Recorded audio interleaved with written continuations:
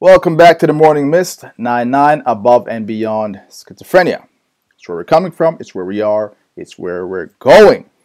Right? It's above and beyond because that's where we want to go. That's where our eyes are focused on, right? So it's not so much what the statistics say, what the doctors say, what anybody else says, whoever it is that want to fill you with gloom and doom.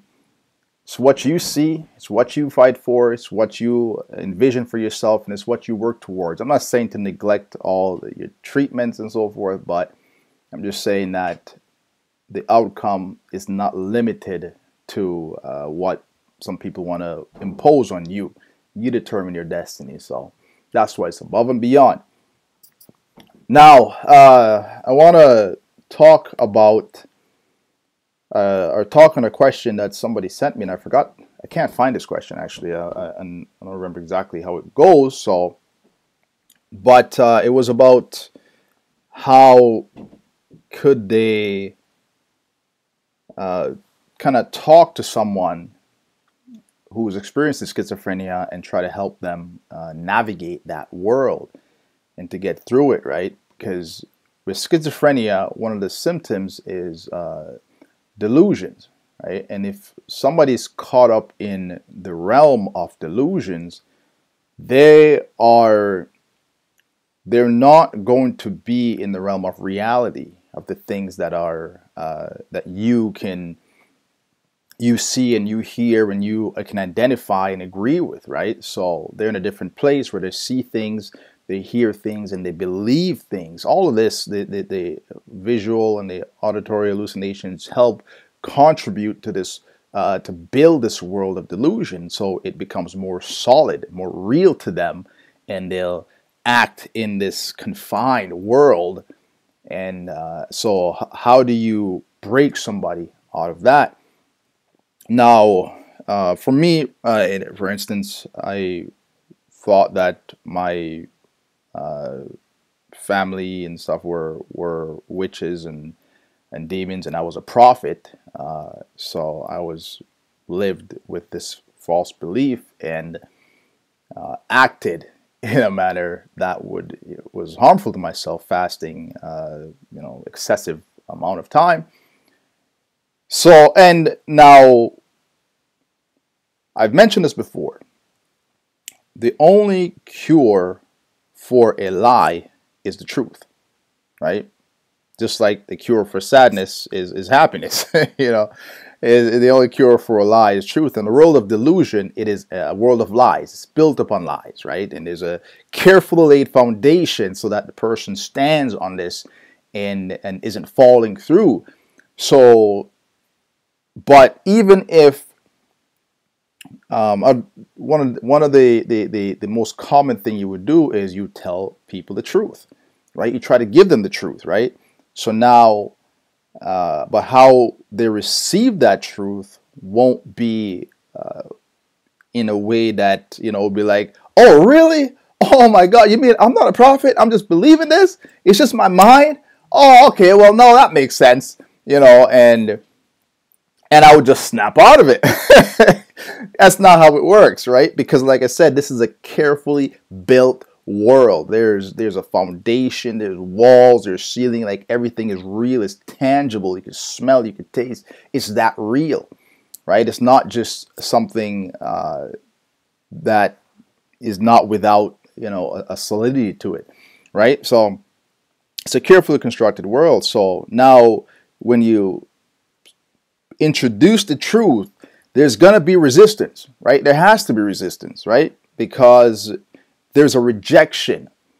This world is going to reject what you're trying to impose on it because it is a danger to the structure of that world. So it'll try to force that out, right? So when that happens, it's easy for people to try to force back that truth, that they see and that they understand, and that they're trying to get that other person to accept in order to bring them out of it. But what that does is it as the unintended effect that it pushes that person deeper into that world, right? Because if I'm given by over to paranoia, and you're coming and you're telling me things that are contrary to what I'm seeing and what I'm experiencing, now the paranoia might shift to you and saying you're part of the problem. You see, because you try to force this on me, so now I'm convinced you're now an enemy, and so you're gonna push me further and further away. So that's the problem with trying to force somebody out of the world of delusion. Now, there's something that's required. There's a lot of basic principles that we neglect when it comes to dealing with these things, right? And when we live in a world like today where everything is just like at our fingertips, we're so used to this instant gratification. We got a fast food, you got fast this, fast gas, fast everything is just right there. It's even with the internet and all this access is right at your fingertips. We no longer have as much patience to wait for things. And one of the things that's required, not only for the person experiencing schizophrenia in the journey through it, but also for the family members, the people, the doctors, all these people interacting with that individual.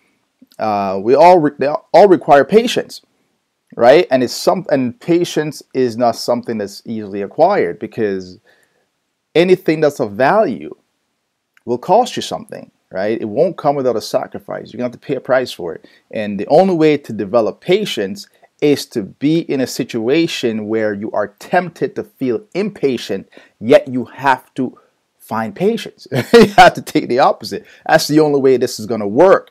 It's a struggle against yourself, not only for the individual with schizophrenia, but for the caregivers as well, right? It's a struggle against yourself because everybody wants the outcome right now, but the danger of that is you're going to get the opposite of what you want.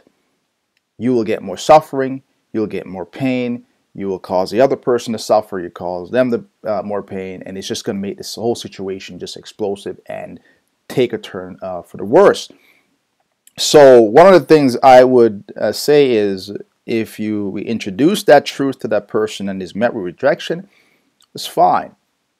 It's fine, but what we should learn to do is listen to people speak, and by listening, we can ask questions, because sometimes you'll hear something and it doesn't sound, so you pose a question in a way that is not accusatory or not belittling or not, in any negative way, but in just genuine curiosity, and wait for the response. And sometimes if you get no response, that might be a good thing, because if you were to ask me something and I won't, and it's like, and I said to this person, sometimes you have to poke holes within that logic of that person, right? And one of the things you do is when you pose certain questions that's inconsistent with the whole thing that's happening, then that person may not answer, because as a thought starts going in, right? You start to think about the inconsistency here.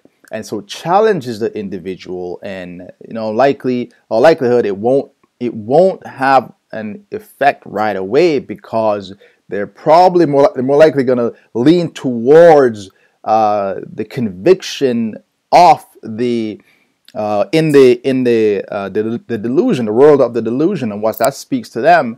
But just because you don't get a response, it doesn't mean it's a bad thing. Sometimes it's a good thing, because what the person needs to do is start thinking and starts reasoning things through, and that's all right. But you can just keep listening and keep moving forward in that manner, and that's the ultimate goal, is just to let people feel comfortable. If I think you are a threat, and you were to be patient, and you were to speak to me with respect and with a certain kind of understanding, and afford me the opportunity to speak without accusing me and being in a certain negative way, then I'm more likely to be challenged in doubting whether or not my view of you is really this schizophrenia, this illness that you're telling me about, or I've heard about, uh, or is it one or the other, right? Is it real, or are you really a friend, or are you really a foe? And so that's where you want me to start to think, but that takes time. It takes time. And sometimes, I may not even. I may be the one who volunteered to go to the hospital. I may be the one who volunteered and say, "Listen, I need help," right? Which is what you want. It's not good enough to force somebody on medication. Sometimes that might be necessary, but what's important is that person choosing this path. If somebody is forced into any kind of hospitalizations or medications and stuff like that, then there's a strong likelihood they're going to come off it. You know what I mean? Because it wasn't a voluntary choice, because that person did not recognize what's happening themselves and choosing this for their own sake, right? So we want somebody, as long as they're not a danger to themselves or anybody else, then we want them to make that choice. And the only way to that road is for that person, is for us who are talking to them, the caregivers, is to really be patient with them, listen to them, and sometimes you don't have to say nothing. Sometimes just sitting with them. Sometimes, it's we have to act in a way, just like how when I was going through schizophrenia, or say the person suffering from schizophrenia, just as how they want to get through it, they have to walk in a manner that is conducive to getting the outcome they want. The caregivers must also walk in a way that is conducive to getting the outcome they want, right? So there's a law, a roadmap to this outcome, but a lot of times the impatience, all that negative stuff that comes with that, just the difficulty of the whole situation, it weighs on that person, and then they start to be angry, and they start to be upset, and they start to, try to force things to happen, and it just makes things worse. It's just like the person with schizophrenia who's trying to force things to happen. It only makes things worse. You don't force anything to happen. You can't force anything to happen. You have to allow things to happen, and the only way you can do that is to walk in a way that's productive and conducive to that outcome, right? And so it's about patience. It's still hope. It's still faith.